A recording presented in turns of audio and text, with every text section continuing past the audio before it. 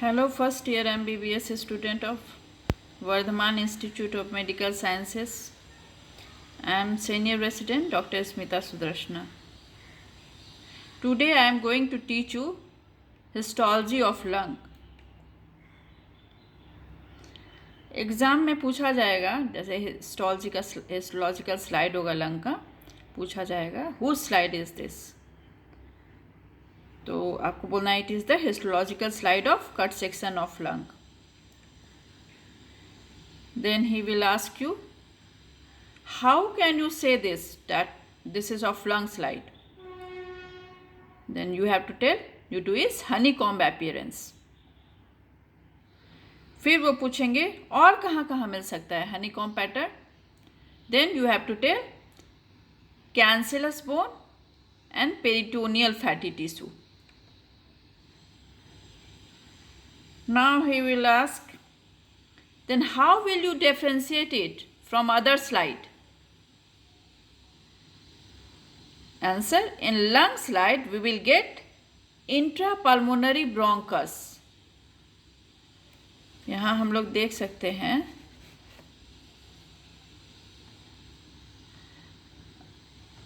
ये लंग के अंदर घुस गया ब्रोंकस.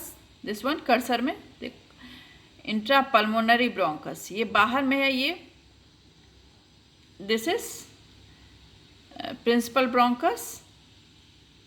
ट्रैकिया का बाइफर्केशन हो गया यहाँ पे. ये दिस इज कैरिना और यहाँ पे right and the left primary bronchus.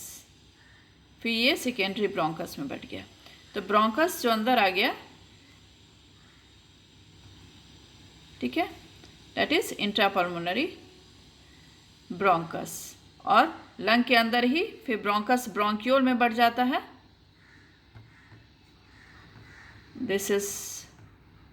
this one is bronchiole. The presence of intrapulmonary bronchus and bronchiole will reveal that it is the lung slide. This is the lung slide showing intrapulmonary bronchus. आगे मैं बताऊंगी bronchus and bronchiole कैसे पहचाना जाएगा. Now he will ask you, how will you differentiate intrapulmonary bronchus with intrapulmonary bronchiole? पहले तो हम लोगों को जान लेना होगा कि होल रेस्पिरेटरी सिस्टम का क्या जनरल प्लान है. जिस तरह से जीआईटी में एमएस है, mucosa, submucosa, then muscularis externa and serosa. लेकिन रेस्पिरेटरी सिस्टम में है मस्का, mucosa, submucosa, cartilaginous plate and adventitia. Digestive system का जैसे डबल एमएस करने के लिए, उसमें एमएस है, डबल एमएस करने के लिए अच्छे से खाना पीना पड़ेगा, एकदम स्वस्थ रहना होगा.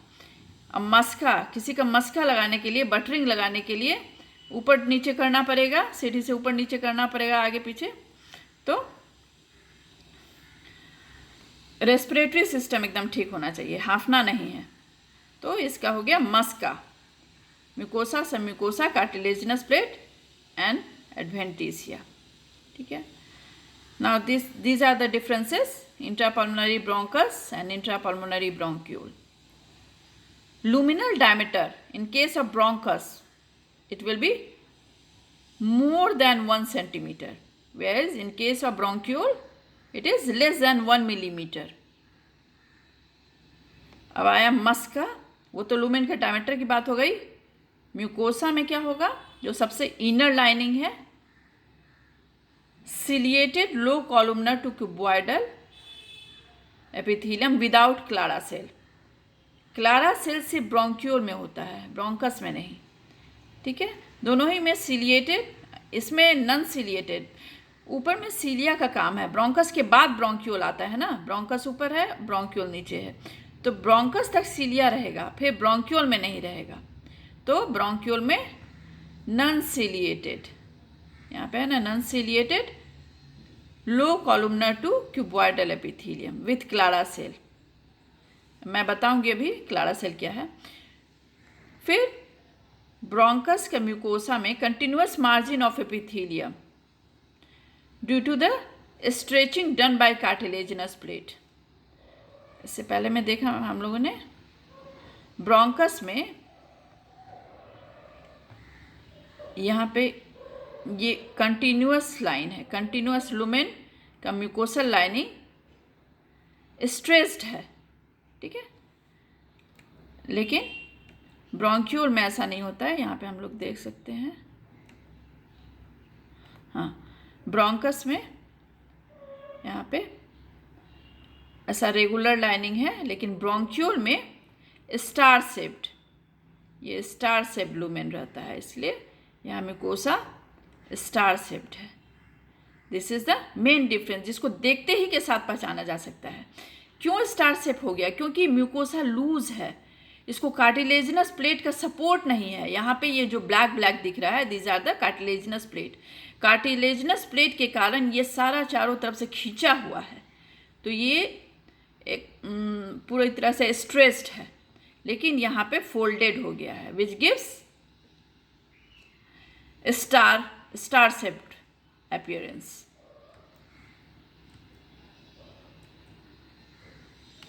ठीक है, अब थर्ड हो गया goblet cell present in the mucosa. Cilia और गॉबलेट सेल दोनों ही म्यूकोसिलियरी क्लियरेंस कराता है, जो कि ब्रोंकस तक प्रेजेंट रहेगा, लेकिन ब्रोंक्यूल में इसकी ज़रूरत नहीं है। तो goblet cell will be absent in mucosa. फिर आ जाते हैं smooth muscle present in between the mucosa and submucosa. Mucosa है, उसके बाद सब म्यूकोसा रहता है, तो इन दोनों के बीच में स्मूथ मसल होता है, और इसमें स्मूथ मसल लार्ज अमाउंट में होता है। इंट्रापल्मोनरी ब्रोंक्यूल में लार्ज अमाउंट में स्मूथ मसल होता है। हम लोग इस पिक्चर में देख सकते हैं, यहाँ पे जो स्मूथ मसल दिखाया गया है, दिस वन ब्लैक एरो से जो दिखाया जा रहा है स्मूथ मसल, ये पूरी तरह ऑब्लिक फैशन में, diagram showing the longitudinal arrangement of smooth muscle in oblique fashion, ये पूरे लेंथ वाइज इस तरह से घेरा हुआ रहता है चारों तरफ से। ठीक है, तो ब्रोंकस में कम होगा, लेकिन ब्रोंक्यूल जैसे जैसे नीचे जाते जाएंगे इसके अमाउंट बढ़ता जाएगा। ठीक है, अब आ जाते हैं सब म्यूकोसा में। सब म्यूकोसा में क्या है? Seromucous gland, serous as well as mucous. Seromucous gland होता है जो कि इसमें प्रेजेंट होगा और इसमें एब्सेंट होगा। ब्रोंक्यूल में एब्सेंट होगा, क्योंकि म्यूकोसिलियरी क्लियरेंस जो कराता है वो ब्रोंकस में उसका ज़रूरत है। ब्रोंक्यूल नीचे आ गया, उसमें म्यूकोसिलियरी क्लियरेंस नहीं होगा, जिसके कारण ग्लैंड की आवश्यकता नहीं है। यहाँ पर ड्राई रखना है। Cartilaginous plate in case of bronchus, intrapulmonary bronchus, it will be present, and cartilage is of hyaline type, whereas in case of bronchiole it will be absent. Luminal patency, lumen का जो patency है, that is maintained by cartilaginous plate, जिसके कारण वो lumen खींचा हुआ रहता है। लेकिन bronchiole के केस में bronchiolar surfactant, अब यहाँ क्लारा सेल का यूज आ गया। Bronchiolar surfactant produced by Clara cell that maintains the lumen patency as well as the smooth muscle. Okay, now come to adventitia. मस्का है ना, एडवेंटिशिया।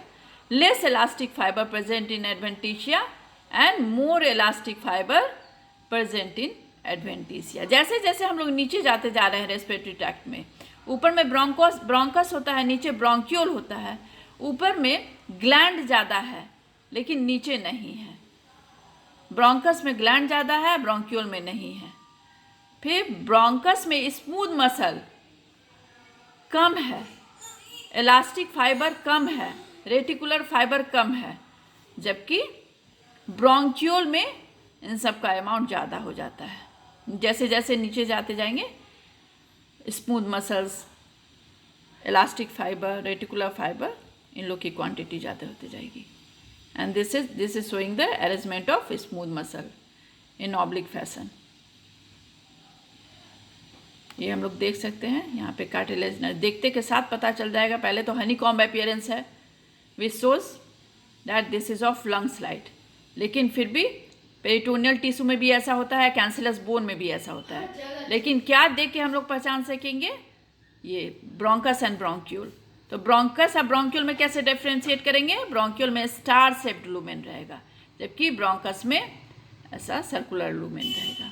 ब्रोंकस में यहाँ black black, this is the highline cartilage, और इसमें cartilaginous plate नहीं होता है। यहाँ स्मूथ मसल है, इस जगह पे जहाँ कर्सर ले जा रहे हैं वहाँ पे स्मूथ मसल का अरेंजमेंट है। ठीक है। Now what do you mean by respiratory membrane? Respiratory membrane क्या होता है? It is the membrane across which exchange of O2 and CO2 occur in between the alveoli and alveolar capillaries. जैसे conducting, respiratory system में क्या होता है? ऊपर में कंडक्टिंग पार्ट होता है, नीचे रेस्पिरेटरी पार्ट होता है। Up to the terminal bronchiole conducting part होता है, उसका काम होता है एयर को नीचे तक ले जाना।